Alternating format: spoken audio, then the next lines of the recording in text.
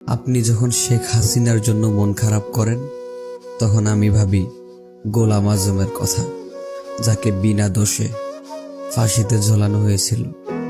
আপনি যখন শেখ হাসিনার জন্য মন খারাপ করেন, তখন আমি ভাবি আল্লামা সাঈদী সাহেবের কথা, যাকে বিনা দোষে বছরের পর বছর তিলে তিলে শেষ করা হয়েছিল। আপনি যখন শেখ হাসিনার জন্য মন খারাপ করেন, তখন আমি ভাবি আবু সাঈদের কথা, যাকে গুলি করে হত্যা করা হয়েছিল।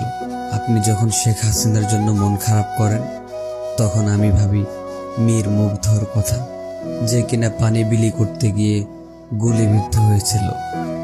আপনি যখন শেখ হাসিনার জন্য মন খারাপ করেন, তখন আমি ভাবি আয়নাঘরের কথা, যে আয়নাঘরের সামনে গেলে ভয়ে আপনি ঘুমোতে পারবেন না। আপনি যখন শেখ হাসিনার জন্য মন খারাপ করেন, তখন আমি ভাবি গরিব দুঃখীদের কথা, যাদের 1 কেজি গরুর মাংস কিনে খাওয়ার সামর্থ্য নাই।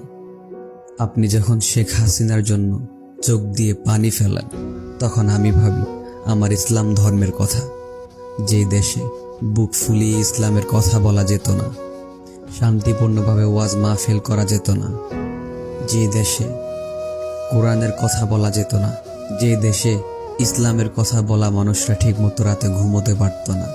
আপনার বিপরীতে আমি এগুলোই ভাবি।